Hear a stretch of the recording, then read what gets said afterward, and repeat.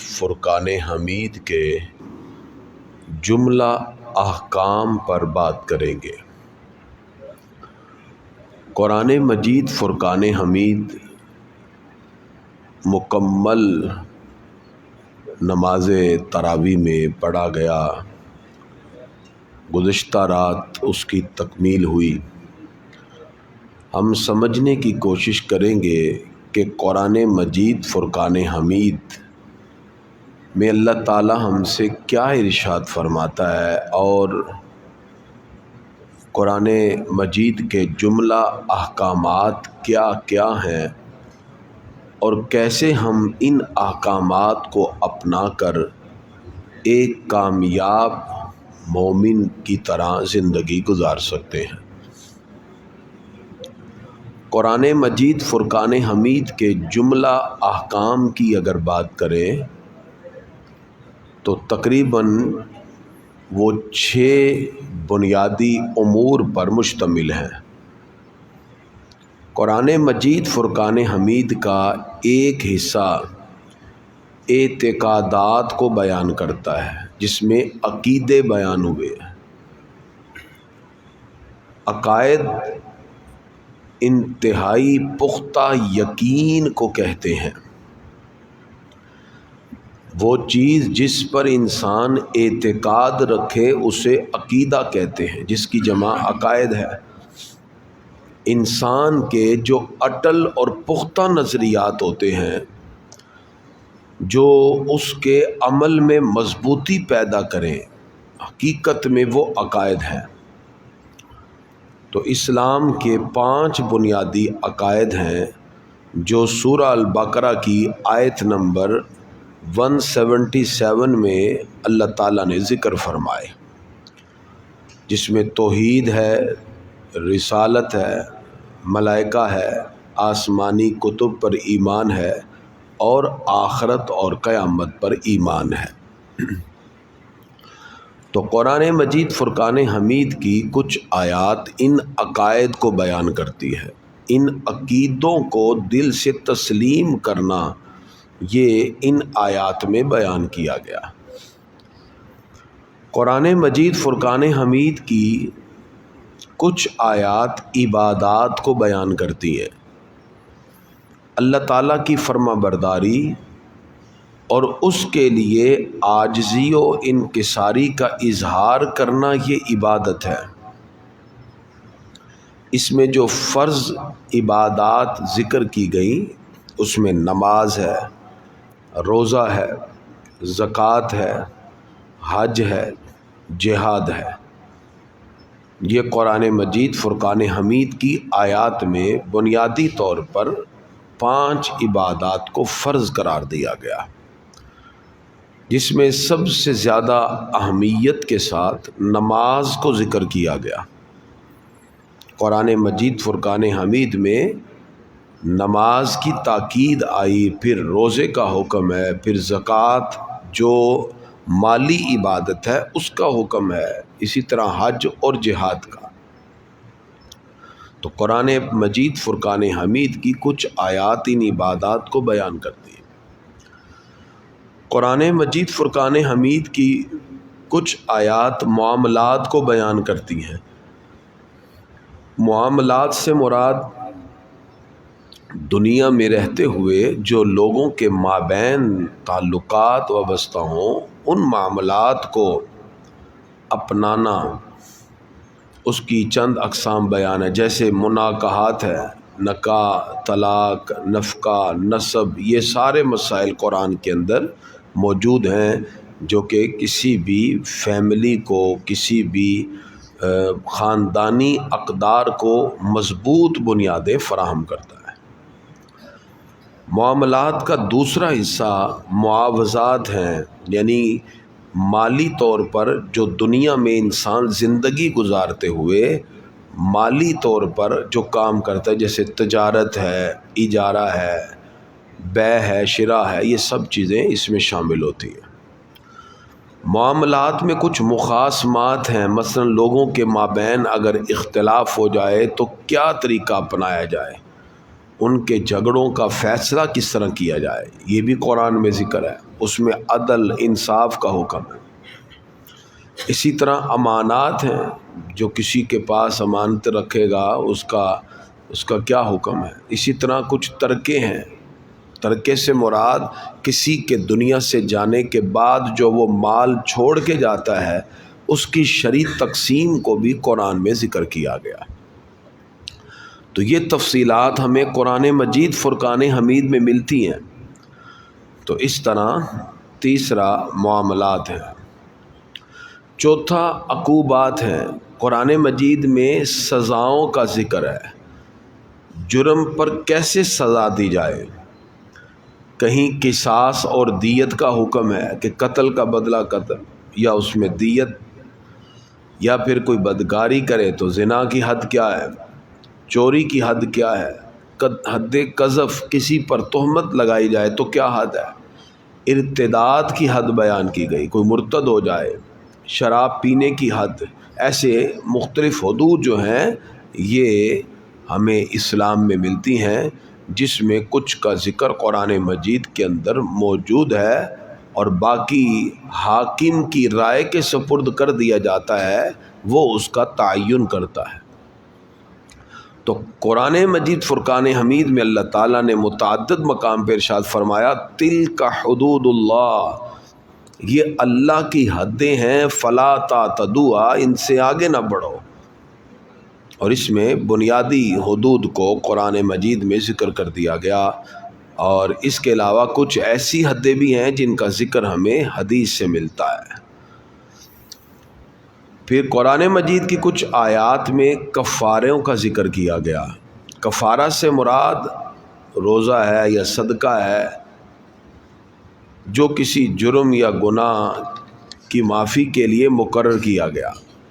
ویسے تو اسلام میں 5 کفارے ہیں۔ روزہ توڑنے کا کفارہ، اور کوئی جان بوجھ کے روزہ توڑے تو 60 مسکینوں کو کھانا کھلائے۔ اسی طرح زہار کا کفارہ، کوئی بیوی کے بارے میں قسم اٹھا لے تو کفارہ ہے، قسم توڑنے کا کفارہ۔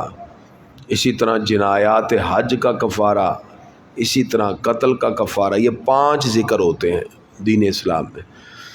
تو قرآن مجید کے اندر ان کی تفصیلات موجود ہیں کہ کیسے کیسے کفارہ ادا کیا جاتا ہے۔ قرآن مجید کی کچھ آیات آداب زندگی سے متعلق ہیں۔ آداب سے مراد وہ افعال اور عادات ہیں جن میں قانون کا جبر نہیں بلکہ بندہ اپنی رغبت اور رضا سے ان کو اپناتا ہے، اور یہی آداب زندگی کسی بندے کے اچھے اور برے ہونے کا فیصلہ کرتے ہیں۔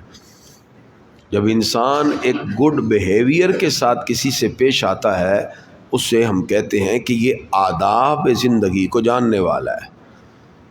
سورہ حجرات کے اندر تفصیلات موجود ہیں، سورہ نور کے اندر اس کی تفصیلات موجود ہیں، سورہ احزاب میں اس کی تفصیلات موجود ہیں۔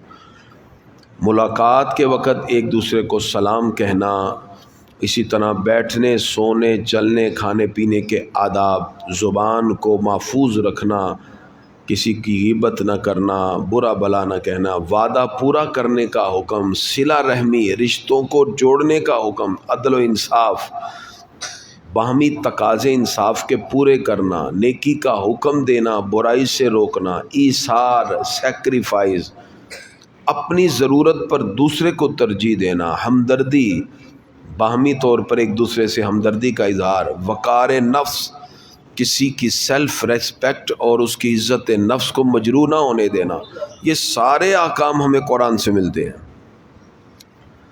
اور اس کے بعد اللہ تعالیٰ نے قرآن مجید کی طویل آیات میں پہلی امتوں کا ذکر فرمایا ہے۔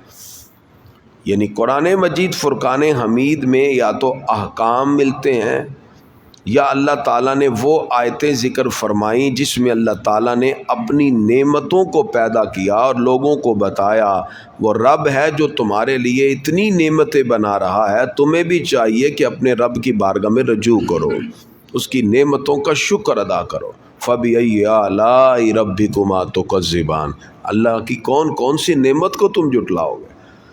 کچھ آیات میں اللہ تعالیٰ نے باطل نظریات کے لوگوں کا رد کیا، جن میں مشرکین ہیں، منافقین ہیں، یہود ہیں، نصارہ ہیں۔ اللہ تعالیٰ نے قرآن میں اسپیشل ان کا رد کیا اور بتا دیا کہ تم حق پر آؤ تو تمہارے لیے کامیابیاں ہیں۔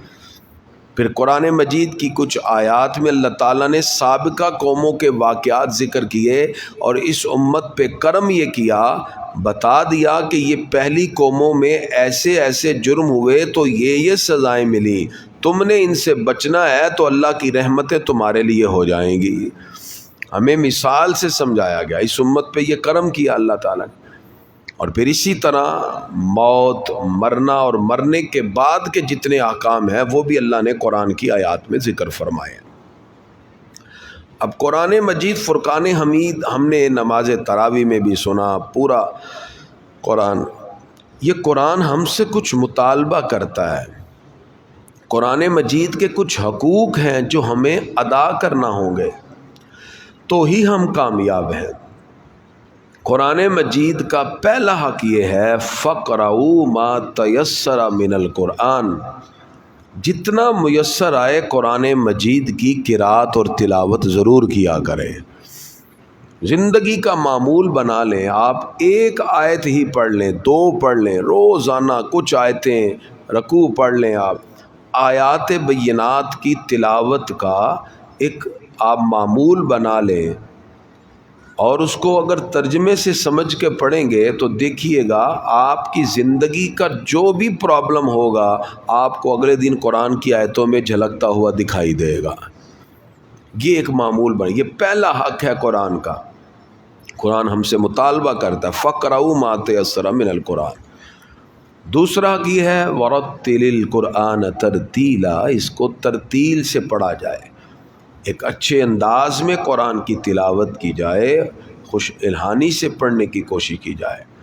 تیسرا حق یہ ہے اس کو یاد کیا جائے، جہاں تک ہو سکے ان کی آیات یاد کریں، جو آپ نماز میں قرأت کر سکتے ہیں، اور جہاں تک ممکن ہو قرأت کی جائے۔ وہ اسی وقت ہے جب آپ کو قرآن کا کچھ حصہ یاد ہوگا۔ قرآن مجید کا چوتھا حق یہ ہے کہ جو آیات آپ یاد کریں ان کو معنی اور مطالب کے ساتھ سمجھیے۔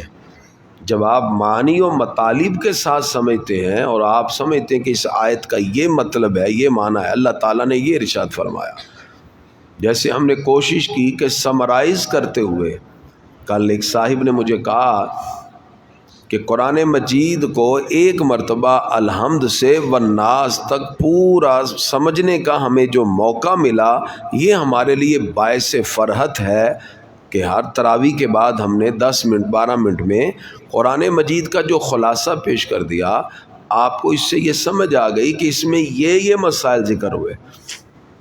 اور کل ایک نوجوان یہ سوال پوچھ رہے تھے کہ آپ نے چھٹے پارے میں کچھ پردے کے احکام کے بارے میں بتایا، اس میں یہ خوشی اس بات کی تھی کہ قرآن مجید میں جو ہے کم از کم اویئرنس تو ہو گئی کہ اللہ تعالیٰ نے یہ احکام ارشاد فرمائے۔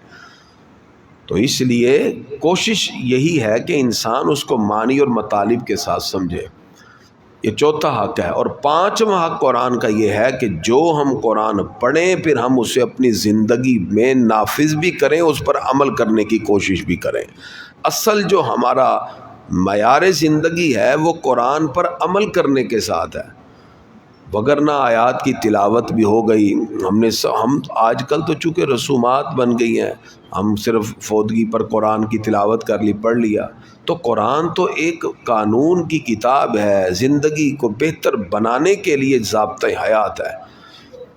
اور آپ کو یہ سن کر خوشی محسوس ہوگی، پہلی جتنی امتوں کے پاس کتاب تھی ان میں سارے احکام نہیں ہیں، یہ قرآن ہے جو کمپلیٹ ہمیں زندگی کے ہر احکام کی وضاحت کرتا ہوا دکھائی دیتا ہے۔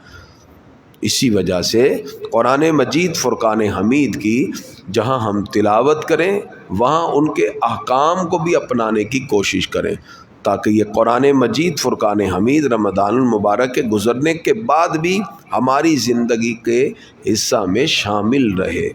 تو گزشتہ رات الحمدللہ ختم پاک کے بعد محفل بھی جاری رہی، رات تک ہمارے احباب دوست ذکر میں بھی شریک رہے۔ تو گزشتہ رات کی عبادت اللہ رب العزت اپنی بارگاہ میں قبول فرمائے۔ تو چونکہ احباب کا یہ کہنا تھا کہ رات بھر